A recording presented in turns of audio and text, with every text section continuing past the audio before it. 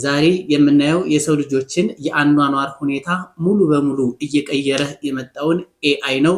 በአማርኛው ሰው ሰራሽ አስተውሎት ይባላል። ሰውን እንዲረዳ የተዘጋጀ ሮቦት እንደማለት ነው።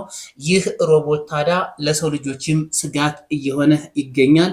ስራም እያሳጣቸው ይገኛል። የአንዳንዶቹን ደግሞ አጠቃቀሙን ያወቁበት ሰዎች ደግሞ በሱ ታግዘው ብዙ ሀብትና ንብረት እያፈሩ ይገኛሉ።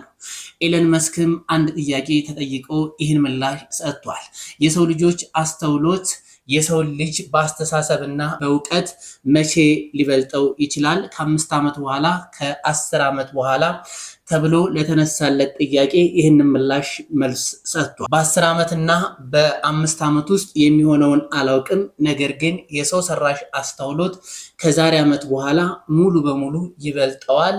ሰዎች በግሩፕ ሆነው እንኳ ቢያስቡ የሱን ያክል አያስቡም እያለ ይገኛል። ታዲያ ይህ ኤአይ የሰዎችን የአኗኗር ዘይቤ በሙሉ እያጠና ስለሆነ የአብዛኛውን ሰው አስተሳሰብ በአንድ ጭምቅ አድርጎ ስለያዘ የሰው ልጅ ሊደርስበት አይችልም እየተባለ ይገኛል። አብዛኛው የሰው ልጅም ስርዓት ይሆናል እየተባለ ይገኛል። እኛ ታዲያ ምን ላይ ነን? መዘጋጀት የለብንም? አሁንስ ቢሆን የሰዎች ቪዲዮዎችን እያየን ቲክቶክ ላይ እየሄድን ስክሮል እያደረግን ያለነው? ይህ ከሆነ እጅጉን አደጋ ላይ ነን። እስኪ የወንድሞቻችን ታላላቅ ስጋቶች አሉ። ይህ ኤአይ የሃይማኖት አባቶችን ሳይቀር ይፈትናልም እየተባለ ነው። የወንድሞቻችንን መልእክት እስኪ እንስማ። ሮቦት መነኩሴ። ጃፓኖች እንግዲህ በሮቦት ምርምር ረፍት የላቸውም። ሚንዳር የተባለ ሮቦት ሰርተው የነሱ የቡዳ ቤተ መቅደስ የሚሉት ውስጥ መነኩሴ አድርገው ሾመውታል ማለት ነው። የ400 ዓመት ዕድሜ ያለው የኮዳይ ጂ የቡዳ እምነት ቤተ መቅደስ ውስጥ ነው ይሄ የኤአይ ሮቦት መነኩሴ በይፋ የተሾመው። ይህ ሮቦት በውስጡ በተገጠመለት የኤአይ አማካኝነት ስብከት ይሰብካል፣ የጸሎት ድምፅ ያወጣል፣ እንዲሁም ከምዕመናን ጋር የአይን ግንኙነት እያደረገ መንፈሳዊ ትምህርት ይሰጣል። ዲዛይኑ የሚንዳር ፊት፣ እጅና ትከሻ በሰው ቆዳ በሚመስል ሲሊከን የተሸፈነ ሲሆን የተቀረው የሰውነቱ ክፍል ግን አሁን ለጊዜው ሆነ ተብሎ ሮቦት መሆኑ እንዲታወቅ ብረትና ሽቦ ነው ያለው። ወደፊት ግን በጣም የሚገርማችሁ ነገር በትክክል የሰው ቆዳ የለበሱ ከሲሊከን የተሰራ ቆዳ ያላቸው ጸጉር ያላቸው ልብስ የለበሱ ሲታዩ መንገድ ላይ እማትለዩዋቸው። አሁን መገናኛ ጋር ሰው ግር ብሎ አስፋልት ሲሻገር አይታችኋል። እዛ ውስጥ ወደፊት የአርቲፊሻል ጀነራል ኢንተለጀንስ ሮቦት አብሮ ቢሻገር አታውቁትም ነው የሚሉት። ሰው ነው ይመስል። ስለዚህ ቆዳው እንዲህ ስምጥ የሚል ምናምን በቃ ሲናገር ፊቱ የሚሸበሸብ ምናምን እንዲህ አይነት ሮቦት ይመጣል። እነዚህ ሮቦቶች ላይ ምን ይጫናል? የሃይማኖት አስተምህሮ ይጫንባቸዋል። ከዛ በኋላ ምን ይሆናሉ? መስበክ ይጀምራሉ። በተለያየ የእምነት ተቋም ውስጥ ሊመጡ ይችላሉ። ለምሳሌ በቀደም ከሊቃውንት ጋር ሆኜ እስቲ ቅኔ ጠይቀው አሉኝና ጀምናይን ጠየቅኩት በግዕዝ። በአማርኛ በደንብ አድርጎ ተረጎሙ። የአዲስ ኪዳን አንድምታ ጠይቀው አሉኝ፣ ጠየቅ ነው። በደንብ አድርጎ አመሰጠረው። ድጓ ጠይቀው አሉ፣ ዜማ ጠየቅ ነው፣ ትርጉሙን ተነተነው። ቅዳሴ ጠይቀው አሉ፣ ተጠየቀ። በአማርኛ በደንብ አድርጎ ተነተነው። ለምን? እነዚህ መጽሐፍት በሙሉ ኤአዩ ተመግቧል። ስለዚህ ዛሬ ቅዳሴ ያውቃል፣ ድጓ ያውቃል፣ ጾመ ድጓ ያውቃል፣ ፍትሐ ነገሥት ያውቃል፣ ስንክሳር ያውቃል፣ እንዲሁም ደግሞ ቅኔ ያውቃል።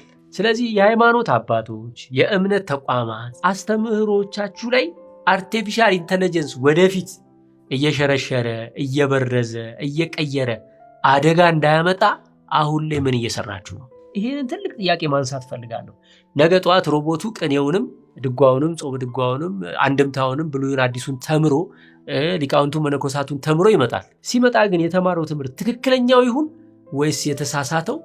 እንዴት ነው ትውልዱ እንደ ቀልድ በስልኩ ነገ ጠዋት መንፈሳዊ ትምህርቶችን ኤአይን መጠየቅ ይጀምራል። ሲጀምር የሚያገኘው መልስ ትክክለኛ ይሁን አይሁን እንዴት ነው የምታረጋግጡት? ይሄንንስ ለማስተካከል ምን እየሰራችሁ ነው? መልሱን ለእናንተ ተወዋለሁ። ለማንኛውም እንግዲህ የሮቦትና የአርቲፊሻል ኢንተለጀንስ አካሄድ ወዴት እየሄደ እንደሆነ ሁላችሁም እንድትረዱት አደራለሁ ማለት ነው። አስደንጋጩ እውነታ ይፋ ሆኗል። ይህ ለሁላችንም የማንቂያ ደውል ነው። ጥናቶች እንዳሳዩት ከሆነ ከ18 እስከ 34 ዓመት የዕድሜ ክልል ውስጥ የሚገኙ ወጣቶች በገንዘብ እጥረት ምክንያት ለከፍተኛ ድብርትና ውጥረት ተጋልጠዋል። ጥናቱ 56% የሚሆኑት ወጣቶች በገንዘብ እጥረትና በኑሮ ውድነት ምክንያት አእምሮአዊ ሰላም አጥተዋል ይላል። ይህ ምን ያህል እውነት ነው? ሐሳባችሁን አካፍሉን። ከፍ ያለው የቤት ኪራይ፣ የትምህርት ዕዳና በየቀኑ የሚጨምረው የሸቀጦች ዋጋ ወጣቱን ክፉኛ እየፈተኑት ይገኛሉ። ሀገር ቀይሮም የኑሮ ትግል ቢጀምሩም ሳይሳካላቸው ሲቀር ብዙዎች ከማህበራዊ ሚዲያ በሚያዩት የሰዎች የተሳካ ህይወት ራሳቸውን እያነጻጸሩ በጭንቀት ይዋጣሉ። የብዙዎቻችን ጥያቄ የነበረው መልስ ያገኘ ይመስላል በትናንትናው ዕለት በዴቮስ በተደረገው ስብሰባ ላይ። ይህም የብዙዎቻችን ጥያቄ ኤአይ በዚህ ፍጥነት ራሱን ዲቨሎፕ ማድረግ ከቀጠለ ከስንት ዓመት በኋላ ማለትም ከ5 ዓመት ወይም ከ10 ዓመት በኋላ መቼ ነው የሰው ማሰብ መጠን ላይ የሚደርሰው እንዲሁ የሚበልጠው የሚል ጥያቄ ነበረ በውስጣችን። ይህንም ጥያቄ ሊመልስልን የሚችለው ሰው እንግዲህ በትናንትናው ዕለት ጥያቄውን መልሶታል። የዓለማችን ቁጥር 1 ባለሀብት የሆነውና የስፔስ ኤክስ ባለቤት እንዲሁም የኤክስ ፔጅ ባለቤት በተጨማሪም የራሱ የሆነ የኤአይ ዲቨሎፕ የሚያደርገው ትልቁ ባለሀብት የሆነው ኢሎን መስክ በትናንትናው ዕለት በዴቮስ ተገኝቶ ነበረ ለመጀመሪያ ጊዜ። በዚህ ላይ ማን ጥያቄ ቀርቦለት ነበረ? ከ10 ዓመት በኋላ የሰው የማሰብ መጠንን ኤአይ ይበልጣል ወይ የሚል ጥያቄ ቀርቦለት ነበር። እሱም በግርምት ነው የመለሰው ይህን መልስ። እሱም በግርምት እንደተናገረው ከሆነ የ10 ዓመቱን አላቅም፣ ነገር ግን በዚህ ዓመት መጨረሻ ላይ ምን እንደሚሆን አውቃለሁ። አሁን በያዝነው በፈረንጆቹ በ2026 ዓመት መጨረሻ ላይ ኤአይ ከሰው የማሰብ መጠን ይበልጣል፣ ይህን እርግጠኛ ነኝ ብሎ ተናግሯል። በዚህ ብቻ አላበቃም። እሱ እንደተናገረው ከሆነ ከ5 ወይም ከ6 ዓመት በኋላ በምድር ላይ ከሚገኙ የትኞቹም ሰዎች አንድ ላይ በመሆን ከሚያስቡት መጠን የበለጠ ኤአይ ያስባል ብሎ ተናግሯል። ኦል ሂውማን ቢንግ ኮምባይን ነው ያለው። እዚህ ምድር ላይ ካሉ ወደ 7 እና ወደ 8 ቢሊዮን የሚጠጉ ሰዎች አንድ ላይ ሆነው ከሚያስቡት እንደ አንድ ጭንቅላት ከሚያስቡት የበለጠ ኤአይ የማሰብ መጠኑ ይበልጣል ብሎ ተናግሯል። ይህም ብቻ አይደለም፣ ኤአይ እንደሚያደርገው አፕዴት ይህ ዓመት ሁሉ ሊያጠር ይችላል፣ ከ5 ዓመት በታች ሁሉ ሊሆን ይችላል ማለት ነው። ኮምባይንድ ሂውማን ቢንግ ከሚያስቡት የበለጠ ኤአይ ማሰብ ችሎታው ይበልጣል ብሎ ተናግሯል ማለት ነው። እኛ እርስ በርስ እዚህ እንጋጫለን፣ ዓለም እንግዲህ እየሄደች ነው ማለት ነው። ምን ታስባላችሁ? ሀሳባችሁን ኮሜንት ላይ አስቀምጡልኝ። ብሩክ ነኝ። ወንድሞቻችንን እናመሰግናለን። ቃለ ሕይወት ያሰማልን። ታዲያ ይህንኑ ኤአይ ያመጣውን ትሩፋት ብዙ ዜጎች እየተጠቀሙበት ይገኛሉ። ለምሳሌ እኔም አንድ የተጠቀምኩት ነገር አለ። ከዚሁ ከጀሚናይ 3 ተምብኔል ለመስራት እጅጉን ጠቅሞኛል። አንድ ስትራክቸር የሆነች ጽሁፍ አለች። ያችን ጽሁፍ ካስገባውለት በኋላ ሀሳቧን በየጊዜው እየቀያየርኩ እየጻፍኩ ሰጠዋለሁ። ከዛ በኋላ በፈለግኩት መልኩ ያወጣልኛል። ይችን ጽሁፍ ይዛችሁ እናንተም መጠቀም ትችላላችሁ። ስክሪንሻት አድርጋችሁ ቪዲዮውን ፓውዝ እያደረጋችሁ ተጠቀሙ። እኔ ጽፌ የሰጠሁት ክሬት ሃይሊ ሪላስቲክ አይካቺንግ ዩቲዩብ ተምብኔል ያልኩት በስልኬ ያነሳሁትን ፎቶ እሰጥሃለሁ።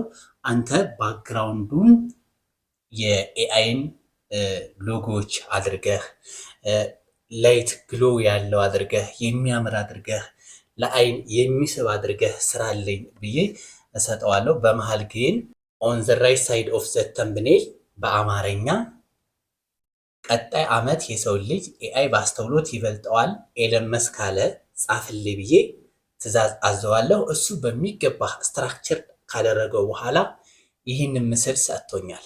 ፎቶ አፕሎድ አድርግ ይለኛል። ፎቶውን አፕሎድ እንዳደርግለት የኤለን መስክን ማለት ነው። የኤለን መስክ ፎቶውን አፕሎድ ለማድረግ እዚህ ጋር ትገባላችሁ። አፕሎድ ፋይል የሚላለ ፋይሉን ፎቶውን ከአለበት ገብታችሁ ለምሳሌ እኔ እዚህ ጋር ነው ያለሁት። ብዙ ስትራክቸር አደረገኝ። ለምሳሌ እችን ፎቶ አፕሎድ አደርግለታለሁ። ከጭኔ አፕሎድ ታደርግለት በሚገርም መልኩ በሚገርም ፍጥነት ይችን ተምብኔል ሰጠኝ ማለት ነው። እናንተም እንደዚህ መስራት ትችላላችሁ። ጀሚናይን ለመጠቀም የሚያስፈልጋችሁ ጂሜል ብቻ ነው። ጂሜላችሁን ታስገባላችሁ። ይችን ጀሚናይ ጎግል ብላችሁ ስትገቡ ጀሚናይ ለመግባት ጎግል ይጠይቃል። ጎግላችሁን ካስገባችሁ በኋላ ቀጥታ የፈለጋችሁትን እንዲሰራላችሁ የፈለጋችሁትን መጠየቅ ትችላላችሁ። ለምሳሌ ኢሜጅ እንዲሰራልን ከፈለግን እዚህ ጋር ቱል ጋር ገብተን ዲፕ ሪሰርች ማሰራት እንችላለን። ተማሪዎች በዚህ መጠቀም ትችላላችሁ። ክሬት ኢሜጅ ናኖ ባናና የሚባለው አለ። ለምሳሌ የኢትዮጵያ የቡና ሴሬሞኒ አሰራር ብዬ ብጠይቀው ስንት ሰዎች መገኘት አለባቸው ቡና ሴሬሞኒው ላይ የሚለውን በቁጥር ከገለጽኩለት በኋላ ይሰራላችኋል። ብዙ ኢትዮጵያኖች ስለሰሩበት ብዙ ኢትዮጵያኖች ማብራሪያ ስለሰጡበት ነው ዲፕ ያልገባሁበት እና እኛ ብቻ ኮንሰፕቱን ወስደን ነቃ ብለን እንድንጠቀምበት ነው ይሄን ነገር። ለምሳሌ እዚህ ጋር ጋይድ ለርኒንግ ያደርጋል። ስለ ትምህርትም ሆነ ስለ ቢዝነስም ሆነ ኤአይን ማማከር ይቻላል። ይህን ያክል ብር አለኝ ብላችሁ ጻፍ አድርጋችሁ በፈለጋችሁት ቋንቋ ይህንን ብር እንዴት ተጠቅሜ ወደ ቢዝነስ መግባት እችላለሁ፣ ኑሮዬ እንዴት መምራት እችላለሁ። በቃ በተለያየ ሀገር የምንኖር ሰዎች በአሁኑ ሰዓት ይህን ያክል ብር እያገኘሁ ነው። ለምሳሌ በአረብ ሀገር የምኖሩ ወንድሞቻችን ይህን ያክል ብር እያገኘሁ ነው፣ ሀገሬ ውስጥ ገብቼ ኢትዮጵያ ውስጥ ገብቼ ምን መስራት እንችላለሁ የሚለውን ጥያቄ ብትጠይቁት ከቤተሰብ ከዘመድ ከጓደኛ ይልቅ ሀሳቡን ጥንቅቅ አድርጎ እንደ ቤተሰብ እንደ ጓደኛ እንደ እህት እንደ ወንድም ሆኖ ሀሳቡን ጥንቅቅ አድርጎ ይሰጣቸዋል ማለት ነው። እዚህ ጋር የምትጠቀሟት እቺ ፋስት አለ፣ ቲንክ አለ፣ ፕሮ አለ። ለጊዜው ፋስትን ማድረግ ትችላላችሁ፣ ቲንክን ማድረግ ትችላላችሁ። ይሄኛው ፕሮ ግን ክፍያ ይጠይቃል። ትክክለኛ ኢሜጅ እንዲመጣላችሁና የተሻለ እንዲሆንላችሁ ግን ቲንኪንግ ላይ ብታደርጉት ጥሩ ነው። ለዛሬ ይዤላችሁ የቀረብኩት ቪዲዮ ይሄን ይመስላል። ብዙ ኢትዮጵያዊ እህት ወንድሞቼ ከዚህ በተሻለ መልኩ አብራርተው ሰርተዋል። በቀጣይ ደግሞ እኔም የተሻለ ይቀጥል የምትሉ ከሆነ ኮሜንት ላይ የተሻለ ቪዲዮዎችን እሰራላችኋለሁ። በሌላኛው ቪዲዮ ኒውስ ላይ ነው የምሰራው። በዚህኛውም ብዙ የማግዘው ወንድም እህት ካለኝ ግን ስለ ኤአይ፣ ስለ ቪዲዮ ኤዲቲንግ፣ ስለተለያዩ ነገሮች መስራት እችላለሁ። ቪዲዮ ይቀጥል እያላችሁ ኮሜንት አድርጉ። ይህን ካላችሁ ዘንድ ግን እኔም እየተዘጋጀሁ የተለያዩ ቪዲዮዎችን አቀርብላችኋለሁ። ለዛሬ ይበቃናል። ሰላም ቆዩ።